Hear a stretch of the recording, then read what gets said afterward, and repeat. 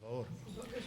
Bueno, esta tarde-noche me vuelvo a encontrar con Alejandro Criado, del Instituto Cisneros, y hoy nos vuelve a traer también algo importante, a una persona que aprecio, bueno, no solo aprecio, ¿se oye bien? Vale. No solo aprecio, sino que la quiero. Él, aunque Alejandro se encargará de presentar, empieza, como él recuerda muchas veces, cerca de mí, en la radio de Ricardo Soriano 11, lo que era la emisora sindical en la casa del sindicato. Hoy hay un gran edificio también. Bueno, pues Paco Moyano Puerta, hermano de uno de mis grandes compañeros, Pedro, que en gloria está desde hace algunos años. Van a tratar en la conferencia sobre don Rodrigo Bocanegra como impulsor de los grandes equipamientos públicos de Marbella, dentro del ciclo de conferencia Monseñor Rodrigo Bocanegra. Por lo tanto, esto es una de las cosas que iniciaron hace muchos años, que se aburrieron otros presidentes y otras juntas directivas, pero yo me he puesto con mi junta de que esto es cultura y aquí hay que tener cultura, aparte de darle a la ficha de dominó y a las pochas y todo esto. Digo así porque es que como no me gusta el juego, no entiendo de decir qué es lo que juegan. Que pueden jugar, que para eso está el casino. Pero creo que esto es también muy importante en la cultura de una ciudad como Marbella, historia que tiene, pasajes, vida, personajes y todo lo que tiene Marbella en sí. Bien, y yo ahora le pasaré el micro a Alejandro. Por temas familiares me tengo que ausentar. Temas alegres, no pasa nada malo.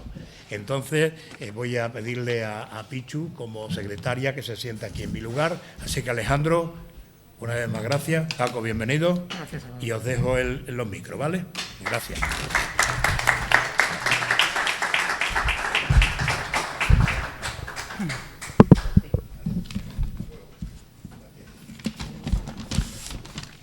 Bueno, pues muchísimas gracias, presidente de esta Sociedad Recreativa Casino de Marbella. Gracias al Casino de Marbella, porque yo creo que es una gran oportunidad el poder venir aquí y cada mes, cada 2 meses, pues poder traernos una conferencia sobre los fines del Instituto Cisneros, que es el instituto que yo represento, para hablar pues de la historia, la cultura de España y de nuestra identidad católica. De hecho, hoy venimos a hablar de uno de los fines de la identidad católica que esta sociedad representa, y es hablar de don Monseñor Rodrigo Bocanegra. Bien, para quienes no nos conozcáis, pues nosotros llevamos ya 2 años trabajando, organizando conferencias en esta misma línea. Hemos organizado ya casi 10 conferencias aquí en el casino, hemos presentado varios libros y además pues tenemos varios premios para difundir precisamente los fines de esta entidad. Además hay que decir que la defensa de la historia de España pues está de moda. La verdad que están naciendo muchísimas asociaciones en toda España, hasta el punto de que en junio estuvimos con la Fundación Neos de Mayor Oreja, porque comparecimos 70 asociaciones que defendemos la cultura y la historia de España, y la verdad que es muy importante, muy interesante lo que se está haciendo en general. Aquí en Marbella tenemos también otra asociación con fines parecidos, que es Fernando el Católico, que también hace cosas muy similares y, por ejemplo, hace lo que es la representación de la toma de Marbella por los Reyes Católicos. En definitiva, estamos ante... Bueno, lo que queremos es defender lo nuestro, y además ahora que hemos ganado Eurocopa y además pues estamos de moda, está todo el mundo con la camiseta de España, así que bueno, es muy bonito lo que se está haciendo. Bien, hoy, como digo, presentamos dentro del ciclo que lleva el nombre de Monseñor don Rodrigo Bocanegra. Vamos a hablar de don Rodrigo, vamos a hablar de lo que hizo para Marbella desde el punto de vista de los equipamientos públicos.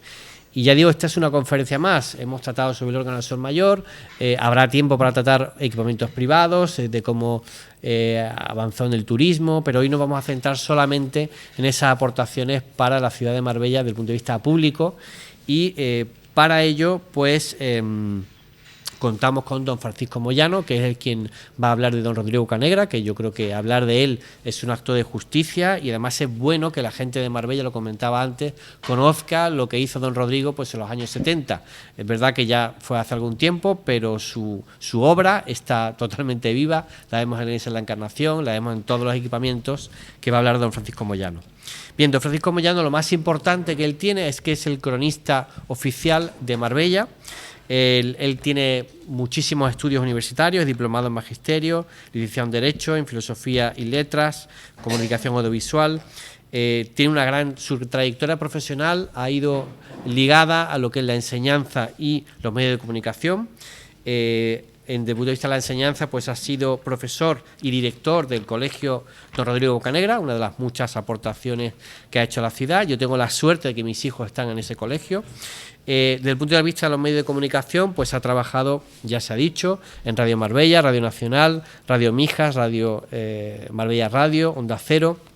Ha sido columnista en La Opinión de Málaga y ha sido autor de muchos libros sobre la historia de Marbella, menos de los que desearíamos, y esperemos que se lance a escribir más de lo que sabe sobre Marbella, como Calle Ancha o Marbella, al sol sus rayos quitaba.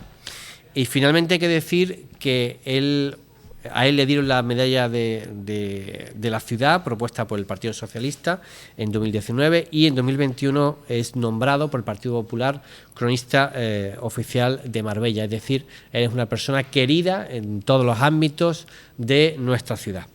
Y actualmente es vicepresidente de la Fundación Manos. Bueno, cuando digo, yo creo que es una persona absolutamente autorizada para hablar del tema que nos trae hoy, que es Monseñor don Rodrigo Bocanegra. Agradezco a su familia, 3 de sus sobrinos están aquí con nosotros hoy y bueno, pues yo sin más le cedo la palabra a Francisco Moyano.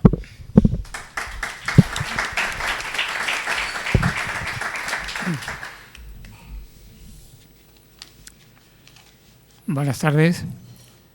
Yo intentaré acercarme mucho porque yo tengo un volumen de voz bastante más bajo que Alejandro o que Salvador. Gracias por tus palabras. Gracias a todos ustedes por estar aquí, porque en esta tarde calurosa uno le apetece estar en cualquier otro sitio más fresco, pero bueno, venir a reunirse para hablar de un tema histórico y de un personaje histórico y fundamental en la trayectoria de Marbella, yo creo que también tiene su interés. Y además, me gusta ver aquí, bueno, aparte del doctor Andrés Manuel Sánchez Cantos, que yo tengo sobre él la misma consideración que tiene Salvador de la Peña, también a Paco Cantos Lévana, que es hijo del alcalde de Marbella, Paco Cantos, que trabajó conjuntamente y estrechamente con Monseñor Rodrigo Bocanegra. Incluso he traído un testimonio sonoro que, bueno, espero que se pueda escuchar poniendo el móvil muy cerca del micrófono. Bien, pues dicho esto, Monseñor Rodrigo Bocanegra, sí, lo que pasa es que como no tiene protector, todavía peor. Bueno, ¿ahora se me oye mejor? Bueno, iba a decir que Monseñor Rodrigo Bocanegra es un personaje poco convencional dentro de lo que siempre se ha pensado que era un sacerdote en el siglo XX. ¿Perdón?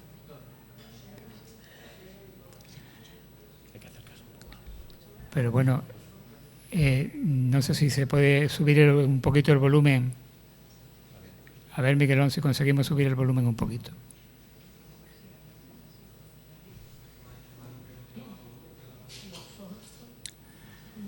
Bueno, intentaré subir la voz. Ahora.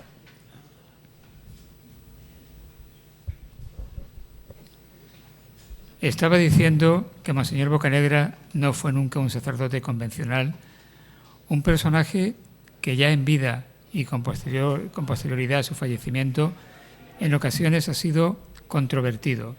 Quiero decir con esto que a nadie ha dejado indiferente. Hay un sector de la sociedad que hace una continua apología de su figura y de su obra, y otro sector que denigra toda esa actuación y que lo acusa de no sé qué, o de todo. Quiere decir que los personajes singulares en la historia siempre han tenido esa doble faceta o esa doble percepción popular. No iba a ser diferente el caso de don Rodrigo Bocanegra. Hay que situarlo en un contexto histórico. Una vez que hayamos hecho esto, de situarlo en ese contexto histórico, habrá que hablar sobre las contribuciones al desarrollo de Marbella en infraestructuras. Por ejemplo, la creación del Patronato Social Virgen del Carmen, que fue una fuente de empleo. Por otra parte, las escuelas profesionales de María Auxiliadora. La consecución del puerto pesquero, él con otras personas, para Marbella, que era una aspiración desde hacía siglos. La agrupación mixta parroquial, que es el germen de lo que actualmente es el Colegio Concertado Monseñor Rodrigo Bocanegra. La residencia de ancianos de la Fundación Jagger fue otra contribución gracias a su trabajo y a sus relaciones con las personas que donaron el capital para poderla hacer. Las viviendas para los pescadores, esas viviendas de la Bajadilla, en una barriada que se iba a llamar Raimundo Fernández Cuesta, que fue el ministro del que consiguió don Rodrigo la financiación. Una serie de escuelas, como una escuela en Las Chapas, 2 aulas en la Bajadilla, una en la Colonia del Ángel, que daría lugar al actual colegio Francisco Echamendi. Una residencia para señoritas, una residencia para sacerdotes. También se ha dicho muchas veces que fue decisiva su intervención en que se pudiese realizar el Pantano de la Concepción o la presa de Río Verde, porque había competencia para que se lo llevase otra localidad de la provincia y al final se hizo en Marbella. Bueno, eso habrá que contarlo, porque quizás de todas estas obras que he mencionado, sí que tuvo intervención en ella también, pero menos. Digamos que conocía a la persona que al final fue decisivo en la concesión, pero bueno, ahí estaba también don Rodrigo Bocanegra. Hagamos el contexto histórico. Don Rodrigo Bocanegra representaba en Marbella, más que nadie, lo que era el sustento del régimen político del momento, que era el nacionalcatolicismo. ¿Quién era en Marbella la encarnación del nacionalcatolicismo? Rodrigo Bocanegra. Él, como sacerdote, desde su llegada en 1949, se dio cuenta de que lo fundamental que ocurría en la ciudad es que no había puestos de trabajo. Una ciudad deteriorada, donde era muy difícil vivir, con una posguerra durísima, y mientras los sacerdotes que desde la finalización de la guerra o desde, digamos, la toma de Marbella en enero del 37, pues trabajaron en la Iglesia de la Encarnación, el único que se implicó socialmente fue Rodrigo Bocanegra. Los anteriores se limitaron a hacer su función eminentemente religiosa, pero no se acercaron al pueblo y no se lanzaron a contribuir de alguna manera a paliar esa situación, hoy se diría de vulnerabilidad, que gran parte de la población tenía en una pequeña ciudad que oscilaba en torno a los 11.000 habitantes en ese momento.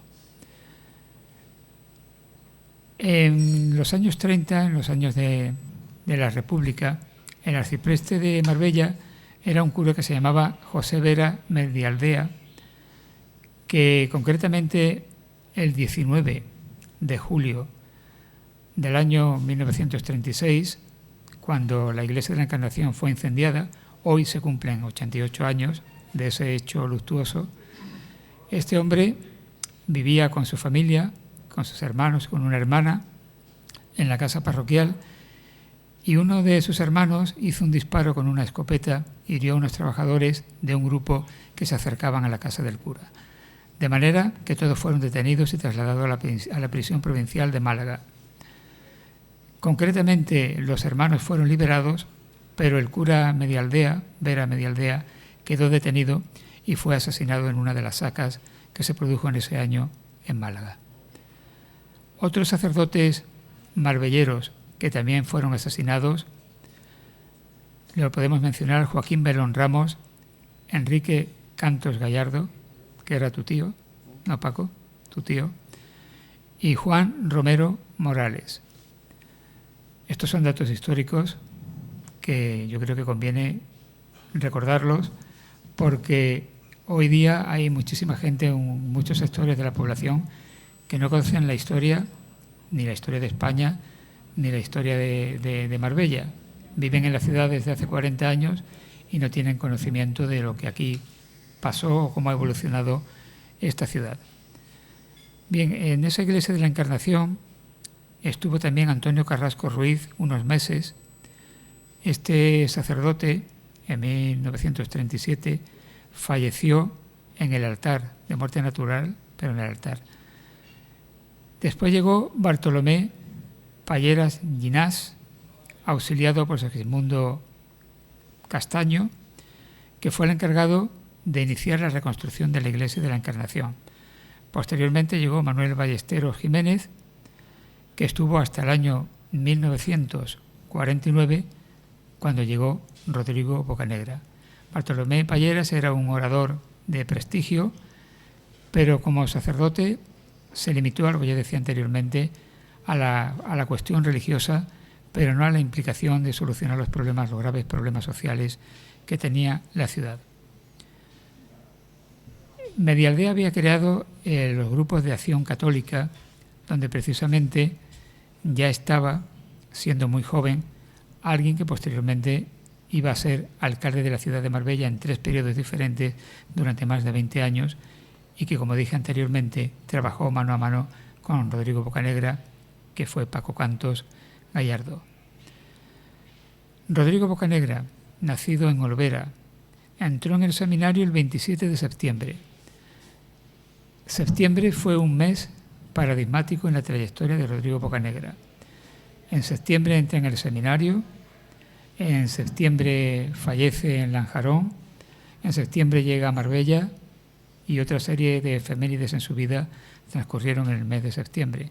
Y yo creo que falleció el 27 de septiembre, que fue justamente el mismo día que entró en el seminario en el año 1920. Fue un buen estudiante. Los autores que han estudiado su trayectoria, en su expediente del seminario aparecen las calificaciones de Meritismus y Benemeritus, que eran pues calificaciones de índole eclesiástica, lo que quiere decir que era, en cuanto a estudiante, sobresaliente. Fue ordenado sacerdote en una promoción que contó con 7 seminaristas ordenados y fue en Gibraltar por el obispo de Málaga, Manuel González, en agosto del año 1931. Allí es donde se encontraba, gracias al obispo anglicano de Gibraltar, se encontraba refugiado el obispo de Málaga, Manuel González, por eso que se produjo en aquel lugar. El primer destino de Bocanegra fue en Vélez, Málaga, cuando tenía 23 años. En 1934 fue destinado a Arriate. Curiosamente, el sucesor de don Rodrigo en la iglesia de la Encarnación, don Francisco Echemendi, también había sido párroco de Arriate. Y ambos se habían enfrentado a las peculiaridades del pueblo de Arriate, que no siempre era fácil hacer convivir 2 sectores manifiestamente enfrentados que había ideológicamente e incluso religiosamente. En el verano de 1936, cuando comienzan los sucesos, cuando se produce ese golpe de Estado que deriva en guerra civil, Rodrigo Bocanegra se encontraba junto con otros 30 seminaristas, se encontraba en unos ejercicios espirituales que don Balbino Santos, el obispo, Balbino Santos Olivera, había organizado. Es que la verdad es que hablar teniendo que comerse el micrófono es difícil. Pero bueno, espero que se esté escuchando medianamente. Estos sacerdotes o futuros sacerdotes ya eran sacerdotes, fueron detenidos, en los días siguientes fueron detenidos y llevados a una prisión que había en Capuchinos, en Málaga. El gobernador civil examinó los casos y vio que no había motivos para que siguiesen detenidos y los puso en libertad.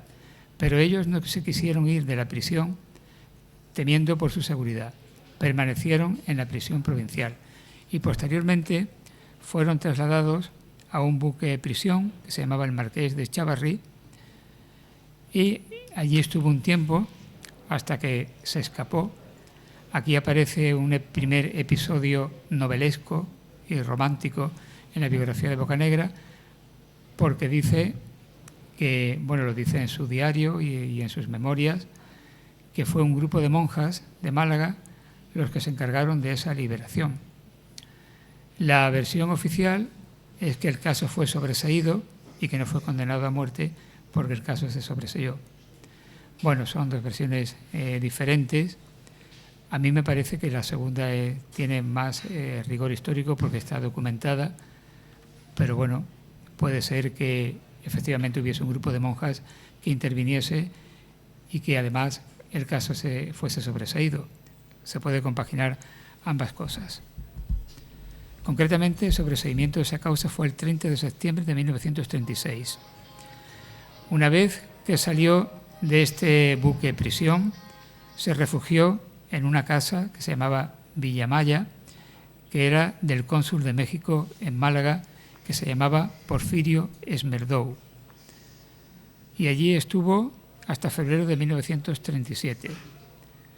Después fue destinado como párroco de Grazalema hasta el año 1939 y posteriormente a Junquera, donde permaneció hasta el momento en que el obispo de Málaga, don Ángel Herrera Oria, lo llamó para decirle que lo destinaba a Marbella. Llegó a Marbella en la tarde del 29 de septiembre del año 1949. Al día siguiente, bueno, el día 30, ofició misa en la Encarnación, pero no fue la presentación oficial, que tuvo lugar el día 2 de octubre en misa de 11 de la mañana, que era la misa principal en aquellos tiempos. Cuando llega cuando el obispo le dice que se tiene que venir a Marbella, la verdad es que a don Rodrigo no le pareció muy bien, porque él pensaba ser trasladado pero ir a Málaga capital. Pero claro, como buen sacerdote, inmediatamente se dio cuenta que tenía que obedecer lo que decía el obispo. Y al final se vino a Marbella. Había ocurrido que alguien le había contado, le había dado una imagen de Marbella que no le gustaba para nada. Le habían dicho que era una ciudad con poco piedad, una ciudad poco religiosa, donde los pescadores obreros jamás aparecían por la iglesia, y eso no le había gustado. Pero cuando llegó a Marbella comprobó que la cosa no era tan fiera como se lo habían pintado y que quizás el que muchos obreros no tuviesen contacto con la iglesia es porque la iglesia tampoco había tenido contacto con ellos y no se había preocupado en ningún momento de la situación económica y humana tan grave por la que pasaban.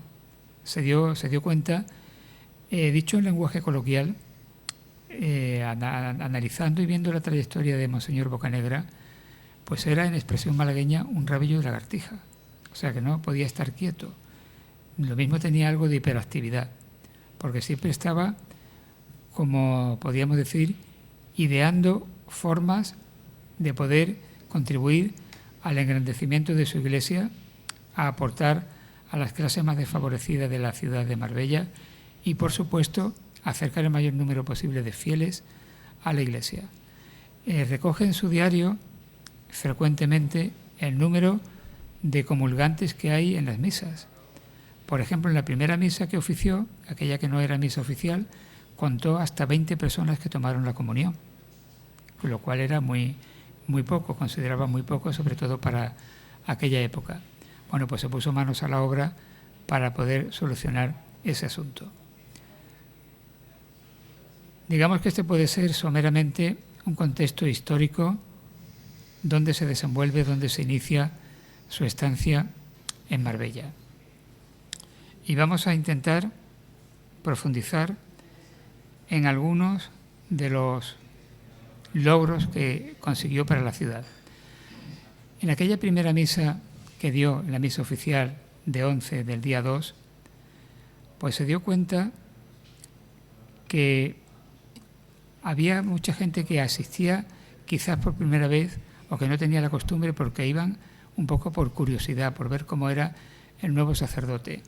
Seguramente se había informado previamente de que iba a estar en esa misa un ministro muy importante en el régimen de Franco de la época, que era José Antonio Girón de Velasco.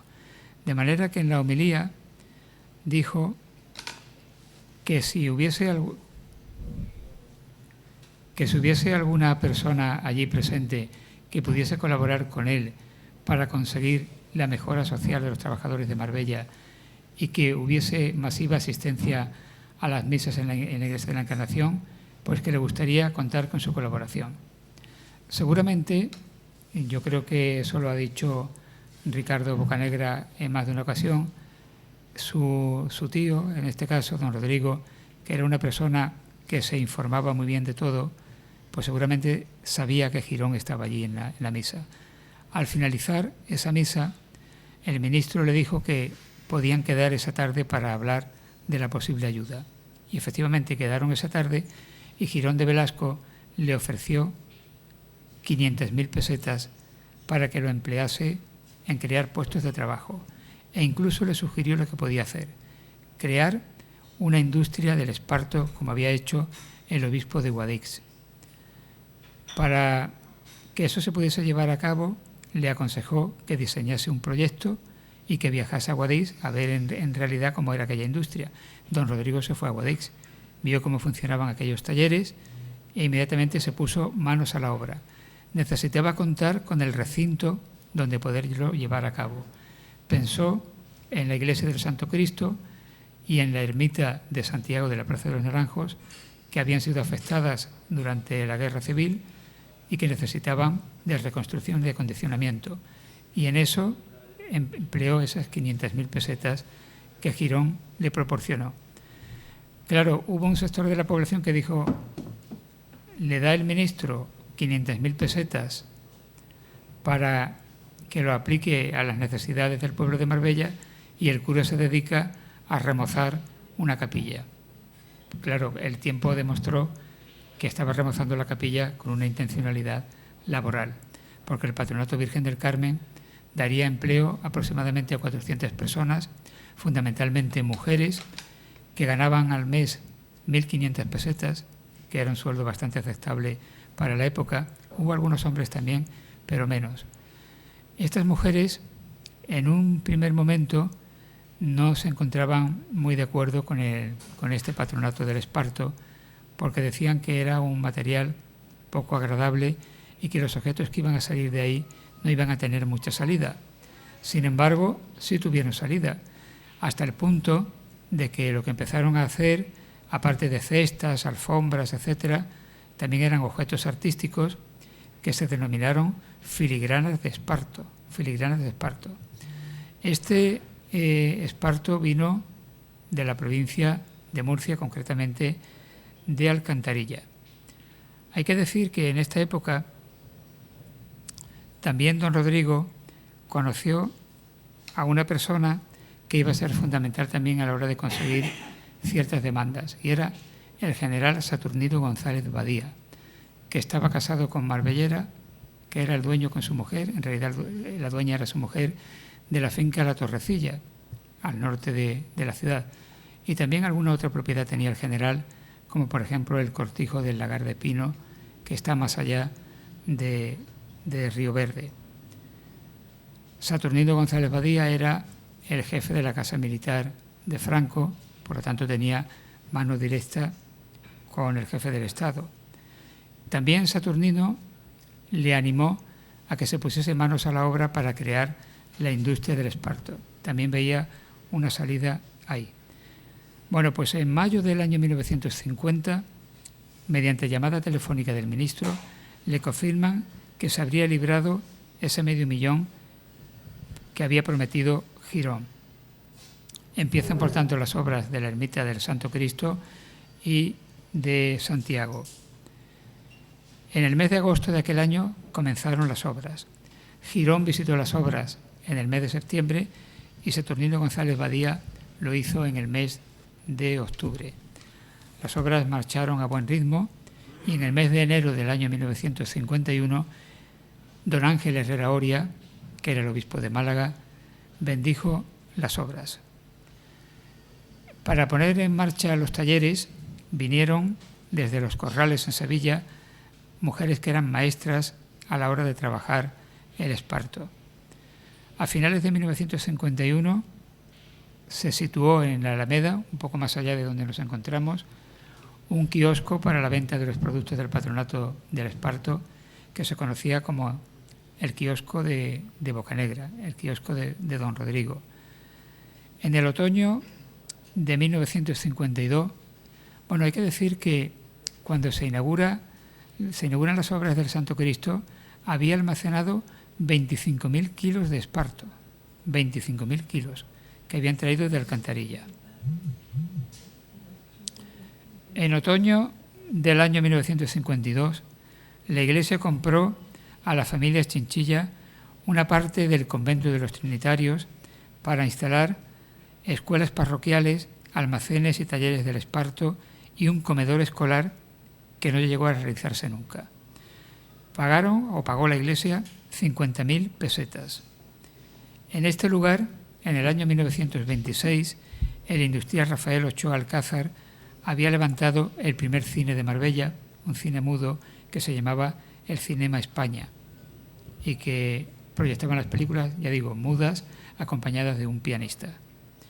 También se instaló un almacén de esparto, un taller de cerámica con hornos eléctricos que trajeron de Turín y al frente del cual estuvo Maruja Espada, que iba a ser una mujer fundamental para desarrollar esta industria que también se incluía dentro del Patronato Virgen del Carmen, que era la cerámica, pero además al frente de la posterior residencia de ancianos, que ya hablaremos de ella, y también en el mantenimiento de la propia iglesia. Y cuando falleció don Rodrigo Bocanegra, siguió colaborando hasta su fallecimiento con don Francisco Echamendi. Bien, también se instaló aquí un taller de juguetería, otro de cordelería y de lana. Todo esto se hacía en esos talleres de la calle Trinidad, aunque hoy día ese recuerdo se haya prácticamente perdido. El resultado de estas obras que se realizaron para acondicionar esta zona que había comprado la Iglesia fue bendecido en febrero del año 1955. Fue un adelantado para la época a la hora de comercializar los productos del esparto, porque hizo un viaje de promoción don Rodrigo a Tánger. Eso no era nada frecuente que alguien viajara al extranjero, aunque Tánger era una ciudad internacional en ese momento. Digo que no era tan frecuente para promocionar un producto. Lo hizo porque así se lo había recomendado Girón de Velasco.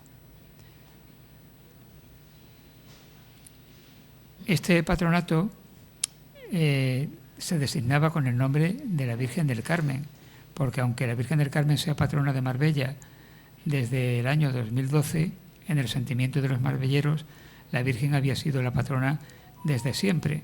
Y eso, pues don Rodrigo lo tuvo claro en la devoción popular que había, así que se designó como Virgen del Carmen. El primer administrador que tuvo fue Antonio Flores Sedeño, que conocía a la perfección todos los entresijos del patronato y que era un hombre que también conocía a la perfección la psicología de Monseñor Bocanegra y las personas que colaboraron directamente con él en el patronato, donde se encontraban pues Francisco Cantos Gallardo, su hermano Manuel Cantos Gallardo, que era un famosísimo practicante con conocimiento de casi un médico, también Miguel Nieto colaboró estrechamente con él. Bien, en el lugar donde estaba el almacén de esparto en la calle Trinidad, alrededor del año 1950 hubo también un molino de mineral o piedra de jaboncillo que en 1956 el Patronato Virgen del Carmen compró a su propietario, que era el único notario que había en Marbella en aquel momento, Manuel García Mayor, que fue el notario que hubo anteriormente, se marchó de la ciudad cuando justamente llegó el notario Oliver, que coincidió con el boom turístico, con lo cual pues aquello fue una mina para la notaría, porque en Marbella la construcción fue muy intensa y las escrituras, el notario no daba abasto de hacer tanta escritura. Bueno, esto lo comentaba porque García Mayor era el propietario de este molino que también se compró para el Patronato Virgen del Carmen. Otra persona con la que don Rodrigo colaboró estrechamente fue con don Antonio Maíz Viñals, el médico don Antonio Maíz Viñals, que estaba también metido en política, era primer teniente alcalde del ayuntamiento y era el encargado de visitar, bueno, podemos hablar de una beneficencia municipal a las personas que no tenían medios para poder tener una asistencia médica o poder adquirir medicinas. Y ahí hay una sintonía entre el médico y el párroco, porque a través del Patronato Virgen del Carmen se hace frente a muchas de las medicinas que necesitaban estos enfermos sin posibles, sin medios. Y aquí hay una, bueno, no una anécdota, sino una manera de actuar, que eso existe una grabación, que tengo esa grabación de Antonio Flores Sedeño. Yo todos los datos que doy los tengo contrastados, porque tengo muchísimos otros datos, pero no tengo testimonio ni documental, ni grabado, porque las personas que me lo contaron no quisieron grabarlo. Entonces, eso no lo diré nunca públicamente, porque un historiador no puede funcionar con rumores, sino más bien con hechos contrastados, o por lo menos que haya un soporte documental. Bien, decía esto porque Antonio Flores Sedeño me contó que cuando una persona necesitaba una medicina, don Antonio Maíz Viñals le daba la receta. Esa receta había que llevarla a la sacristía de la Iglesia de la Encarnación, don Rodrigo daba el visto bueno y entonces podía ir a la farmacia y después la farmacia le cobraba al patronato el importe. ¿Pero qué ocurría? Pues que muchas veces a Monseñor Bocanegra le parecía que la medicina era cara. Entonces devolvía la receta al médico para que viese si había otra opción. Hoy día se diría un genérico. A ver si había otra medicina que fuese más barata o que pudiese suplir ese cometido. Y de esta manera se funcionaba. Es una cosa muy, muy curiosa, ¿no? De una manera de llevar a cabo pues una economía y un mayor rendimiento de los fondos que había en aquel momento. Bueno, hay muchas anécdotas sobre a quién le gustaba y quién comía más, si don Antonio Maíz o don Rodrigo Bocanegra, pero eso forma parte de la prensa rosa, ¿no? Lo digo como anécdota. También en torno a don Rodrigo Bocanegra había chistes, se difundían en Marbella chistes que se hicieron bastante populares, que sería interesante poder recopilarlos también, porque esos pequeños detalles que pueden parecer frívolos forman parte de la costumbre de una ciudadanía, de un pueblo, de un enclave humano, y en este caso formaban parte de la idiosincrasia de Marbella, que incluso en los momentos más difíciles, de mayores penurias, en Marbella hubo una apertura y un trato cordial entre el vecindario y sentido del humor. Que esto es algo que muy pocas veces se dice, y en ese sentido el chiste que sobre Bocanegra circulaba, que había dos versiones, es que vino una vez Jesucristo a Marbella, se apareció en la puerta de la iglesia a Monseñor Rodrigo Bocanegra y le dijo: Rodrigo, ¿no me conoces? Y don Rodrigo dijo: pues no te conozco. Y entonces Jesucristo, dirigiéndose al altar mayor, le dijo: yo soy aquel. Y don Rodrigo dijo: hombre, Rafael, con esa barba cualquiera te conoce. Esa es una versión, y otra que dice que don Rodrigo dijo: coño, Rafael, cualquiera te conoce. Esta segunda yo creo que es apócrifa, que esto no lo diría nunca Monseñor Bocanegra. Bueno, pues esta cosa que puede parecer frívola, porque este chiste que yo estoy diciendo, yo tengo la seguridad que don Rodrigo lo conocía, porque circulaba por Marbella. Sin embargo, el trato y la cercanía pues era muy cordial. Bueno, muy bien. ¿Cuánto llevo? Te quedan 15 minutos. Ah, me quedan 15 minutos. Bueno, pues vamos a hablar por lo menos del puerto pesquero de la Bajadilla.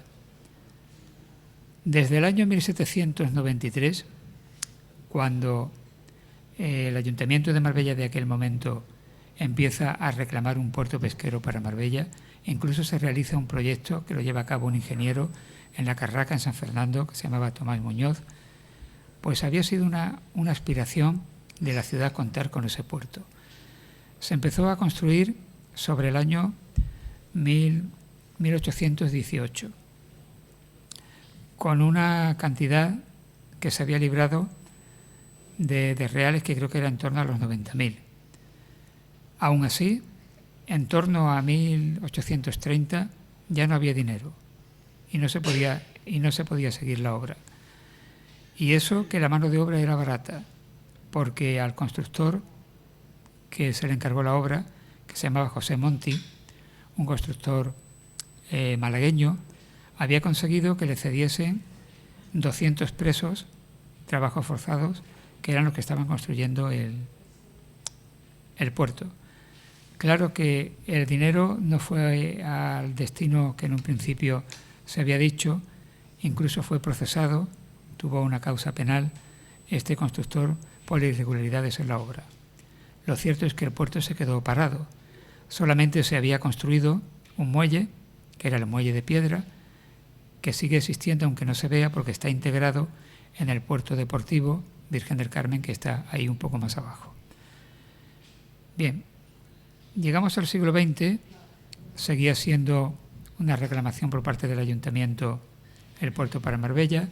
En tiempos de la República, en 2 ocasiones el Ayuntamiento lo vuelve a reclamar, siendo una negativa. En los 50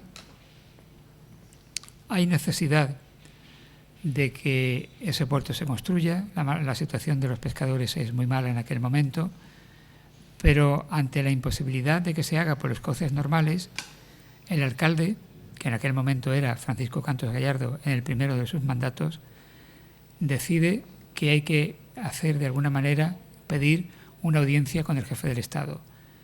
Lo hace a través de Saturnino González Badía y le pide a don Rodrigo Bocanegra que vaya con él a Madrid. Y así lo hacen, van el alcalde Paco Cantos, va Saturnino González Badía y va Bocanegra. Bocanegra además se lleva un álbum de fotos donde se recoge la trayectoria del Patronato Virgen del Carmen, lleva también un buen cargamento de objetos que allí se fabrican para regalar a la mujer de Franco, a Carmen Polo, y a su hija, y de alguna manera ganarse el favor de esta señora, que posteriormente pues vendría con relativa frecuencia a Marbella, que mantendría con don Rodrigo un constante contacto y, como se ha dicho muchas veces, en cierto modo se transformó en una valedora del sacerdote aquí en la ciudad. Bien, en esta visita o en esta audiencia con Franco, que tuvo lugar el 21 de noviembre del año 1951, es donde surge otro de los acontecimientos que se recoge en la biografía de Bocanegra, que también se pierde entre la leyenda y la realidad, y también absolutamente novelesco, y que le confiere a este sacerdote, aparte de su papel como religioso y como diplomático, porque evidentemente, aparte de religioso, tenía vocación diplomática y de político, porque se las arreglaba como nadie para ejercer ese contenido. Bueno, pues ya digo que anécdotas como esta que voy a contar, y que es generalmente conocida, le acrecienta más esa dimensión novelesca. Y es que cuando llegan a entrevistarse con Franco, pues Franco le dice, lo tengo aquí apuntado para que no se me olvidarse, le dice a González Badía: menuda encerrona, Saturnino, no esperaba una cosa así. Sabes que no es posible lo que venís a pedirme. Ya están los puertos de Málaga y Estepona para cubrir los problemas de la costa. No hay nada que hacer. Tenemos muchos pueblos con peticiones más urgentes. Lo siento.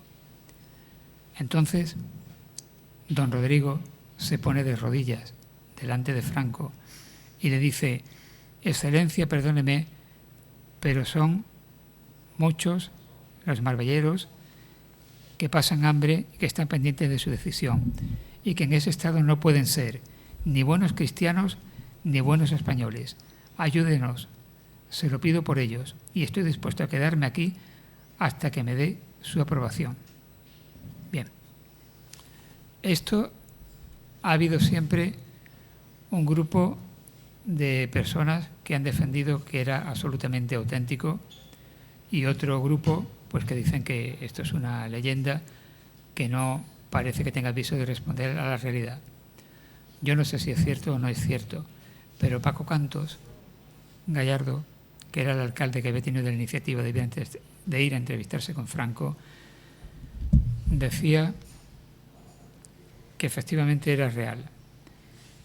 Yo he traído aquí una grabación con la voz de Paco Cantos, que voy a ver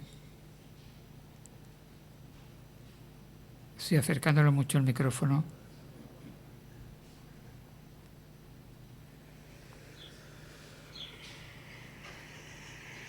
Yo me acuerdo, Marbella no tenía puerto pesquero nunca, era un problema, había mucha pesca, y me acuerdo que fui a visitar al caudillo y entonces me acompañó don Rodrigo Bocanegra, célebre cura de Marbella, don Rodrigo.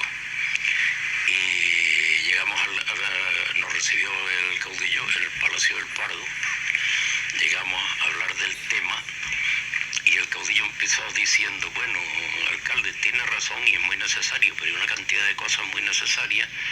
Marbella de momento tiene un puerto estupendo en Estepona, tiene otro en Málaga y en caso de una emergencia los barcos pueden ir de un lado para otro. Así empezó el caudillo explicando, ¿no? Y en esto don Rodrigo se echó a los pies de Franco. Esto es auténtico. Y dice, no me levanto hasta que me diga que se hace el puerto de Marbella. Y se consiguió el puerto, ¿no? Se consiguió. A los 7 días estaba aquí el ministro de Obras Públicas, que era el general Bión, con orden del caudillo de buscar el puerto, el puerto y hacer si hay fotografías por ahí, planos. Y ahora hicieron primero un espigón largo, que luego tuvimos que luchar con el tiempo para hacer lo otro, y se hizo el puerto pesquero de Marbella. Tuvimos que luchar con el tiempo para hacer lo otro, y se hizo el puerto pesquero de Marbella. En eso me ayudó mucho don Rodrigo Bocanegra, que en gloria esté, y que fue un hombre estupendo para Marbella en muchos aspectos, aunque mucha gente le critique. Hombre, como...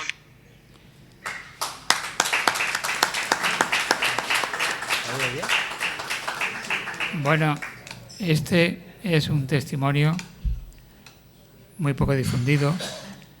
Tengo que agradecer la cesión de este audio, que pertenece a unos programas que a principios de los años 90, esta grabación es concretamente de 1991, y hay una entrevista larga en un programa de radio, de la radio en Marbella en aquel momento, que era Radio Cadena Española, que hizo Rosa Salas y Antonio Hidalgo. Se llamaba el programa Pa Marbella se llamaba.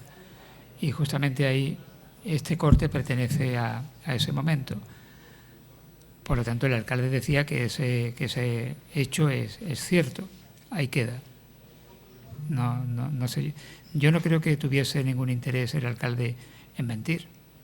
Él estaba allí, pues algo habría, si no sé si lo mismo no fue como tal de rodillas ni fue tan espectacular, pero bueno, yo creo que de una manera o de otra el puerto se consiguió para Marbella, aunque se tardó, porque esta visita era del 51 y el anuncio de que se habían licitado las obras del puerto no llegó hasta el 54. Y además con problemas, porque cuando se inauguró el puerto, al poco tiempo tuvo que dejar de utilizarse porque la bocana tenía muy poco calado, con los temporales llegaba mucha arena y los barcos no podían salir ni entrar. Pero como poco después se construyó por la iniciativa privada el puerto deportivo, que hoy lleva el nombre de Virgen del Carmen, ese puerto concedió la posibilidad a los pescadores de refugiarse ahí, y hasta que no se solucionó el problema del puerto de la Bajadilla, pues los pescadores pudieron tener un refugio en este otro puerto deportivo.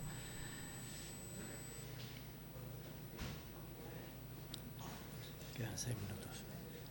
Bueno, Pues me dice que queda 6 minutos y hemos hablado exclusivamente del contexto histórico, del Patronato Virgen del Carmen y del puerto pesquero.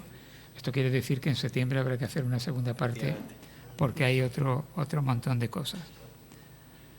Fue en julio del año 1954 cuando el Consejo de Ministros aprobó la subasta de obras del puerto pesquero de Marbella, que era, como se dijo en la prensa de aquel entonces, una aspiración secular y de tan gran interés para la economía marbellí.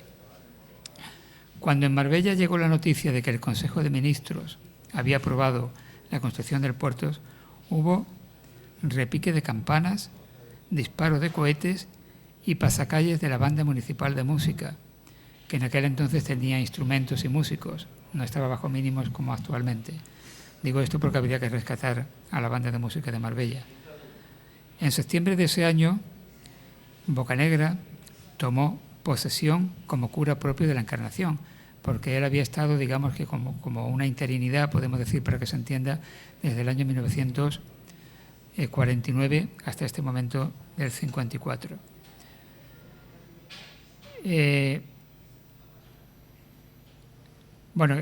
Tenía que decir que en aquel momento era alcalde Antonio Montero Sánchez, y esto lo tenía aquí apuntado especialmente porque con todos los alcaldes que hubo en el periodo en que estuvo Bocanegra al frente de la Encarnación, como arcipreste y como párroco, se llevó magníficamente con todos los alcaldes, menos con Antonio Montero, que tuvo algún que otro roce por cosas poco importantes, pero bueno, que se encontraron, podemos decir coloquialmente, el hambre con las ganas de comer, porque este era un alcalde, ha sido el único alcalde que yo tenga noticias en Marbella que ha dimitido.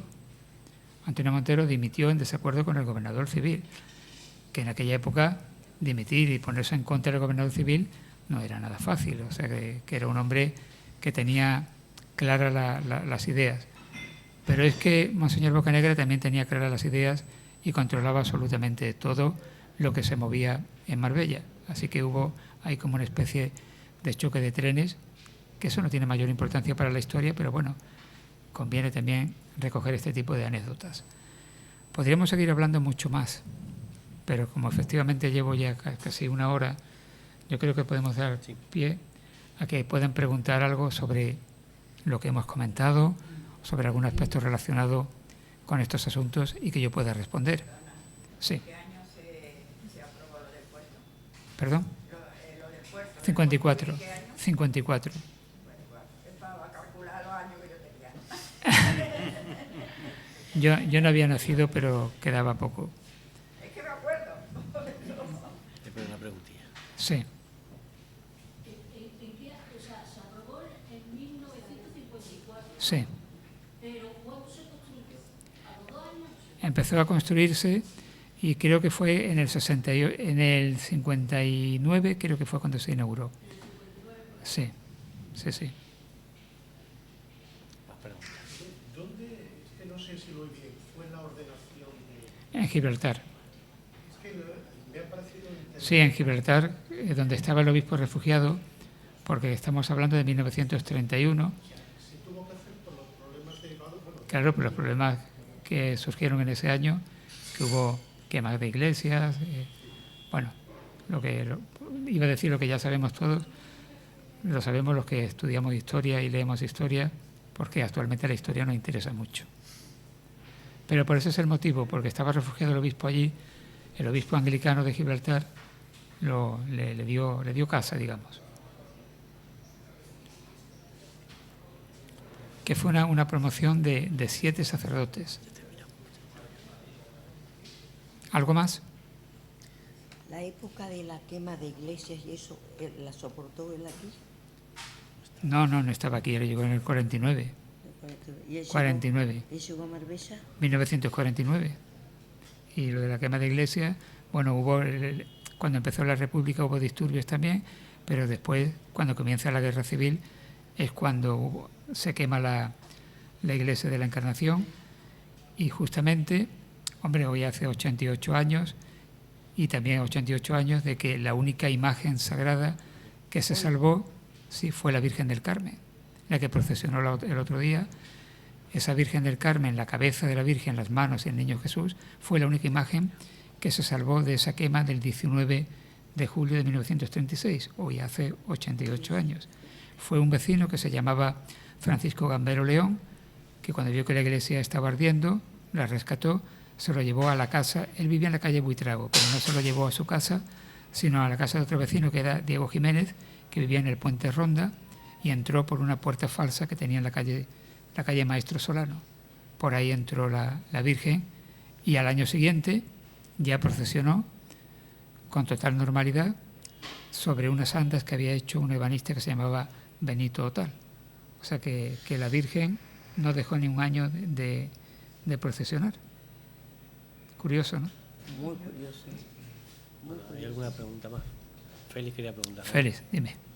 Paco, cuando el tío Rodrigo llegó a la iglesia, debido a la guerra civil, estaba totalmente destrozada. Bueno, totalmente destrozada no. Ya se había iniciado la reconstrucción por parte de otros sacerdotes. Por ejemplo, Palleras Ginás, Manuel Ballesteros, pero se había hecho una mínima parte. Todavía... No, que digo que el grueso de la reconstrucción quedaba por hacer. Y al renglón de lo que acabas de comentar sobre la Virgen del Carmen, Sí. milagrosamente quedó la cabeza. La cabeza, las manos y el Niño Jesús. De ahí que ahora sea nombrada patrona. No, bueno, no. Patrona de Marbella fue nombrada en el 2012 y ahora la Virgen del Carmen, y ahora va a ser coronada canónicamente. Pero eso no significa, eso lo único que significa es que hay una veneración especial, y en la comunidad cristiana de ese lugar pues hay una fe extraordinaria por esa vocación, y el obispado lo concede. Por eso que también este es año jubilar en la Iglesia de la Encarnación con ese motivo. ¿Alguna otra pregunta? Es que ha sido tan interesante todo lo que tú has dicho que cada Hombre, vez que ibas haciendo yo daban ganas de interrumpirte para preguntar en ese momento. Yo me he notado, Pichu, que como he querido contar tanto a la vez, he ido un poco atropellado, pero es que si no, no me da tiempo a contar ni una cosa. No, Pues pero ya haremos otra conferencia. Bueno, si no hay más preguntas, vamos a cerrar. Pero ha sido de verdad tan interesante que a medida que tú ibas hablando, no te podíamos interrumpir, pero daba ganas en el momento de ir preguntando. Lo del esparto, yo por ejemplo personalmente no sabía que Marbella había sido realmente porque hace pocos días nos comentó don Salvador de la Peña que sus padres habían tenido algo de esparto en Ojén. Entonces yo desconocía totalmente que Marbella había tenido una fábrica de esparto tan importante, impulsada por don Rodrigo. Claro, muy importante. Bueno, ¿qué iba yo a decir? Bueno, que quería aclarar una cosa. En Marbella pasa con el personaje de Rodrigo Bocanegra y con otros personajes, que cuando uno dice, voy a dar una conferencia sobre Bocanegra, siempre hay alguien que dice, sobre Bocanegra, pues como no hagas una apología. Yo digo, no, sobre Bocanegra hay que hacer un análisis como cualquier otro personaje histórico. Una parte positiva y una parte indudablemente también negativa. Unas vivencias en un momento histórico determinado, en un contexto histórico que hay que interpretar y hay que asimilarlo, que los personajes históricos actúan muchas veces también según el momento en el que viven. ¿Qué quiero decir con esto? Que no es ni hacer una apología ni dejarla de hacer, sino sencillamente ser riguroso históricamente. Hoy día, ¿de qué he hablado aquí? Porque siempre habrá alguien que me dirá, ¿ha hecho una apología? No, no he hecho una apología. He dicho cosas positivas que hizo Bocanegra, y hay muchas más, que ya comentaremos en la segunda parte de la conferencia, que fueron positivas para Marbella. Y yo creo que eso es así y nadie puede desmentirlo.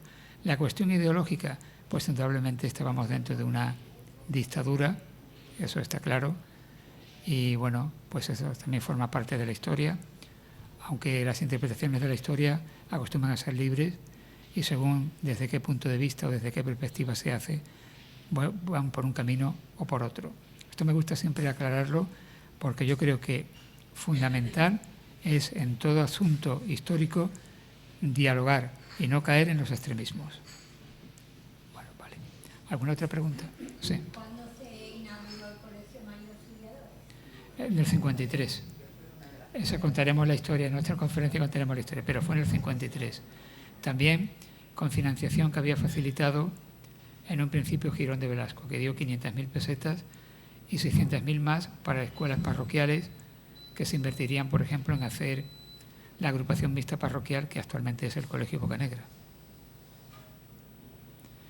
En realidad, esas escuelas profesionales de María Auxiliadora fue el primer grupo escolar que hubo en Marbella, un grupo escolar, lo que pasa que era de iniciativa privada, no era porque pertenecía a la Iglesia, no era una escuela pública, porque el primer grupo escolar público fue Virgen del Carmen, conocido como El Castillo, que sigue abierto todavía en el patio de armas.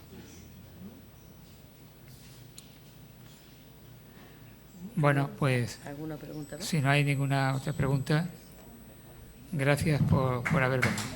Se despide.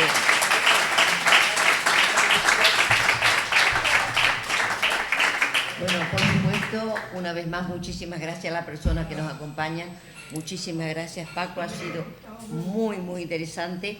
Además, evidentemente, yo creo que los que estamos aquí no estamos, como tú bien dices, hay gente que puede estar en cosas a favor, cosas en contra, pero aquí estamos viendo todo lo que se ha hecho y todo lo bueno que se ha hecho, que es lo que realmente a los marbelleros o marbellíes nos apetece escuchar, saber realmente lo que ha hecho, y yo creo que esa obra que ha hecho, independientemente de ideología o demás, se merece un aplauso.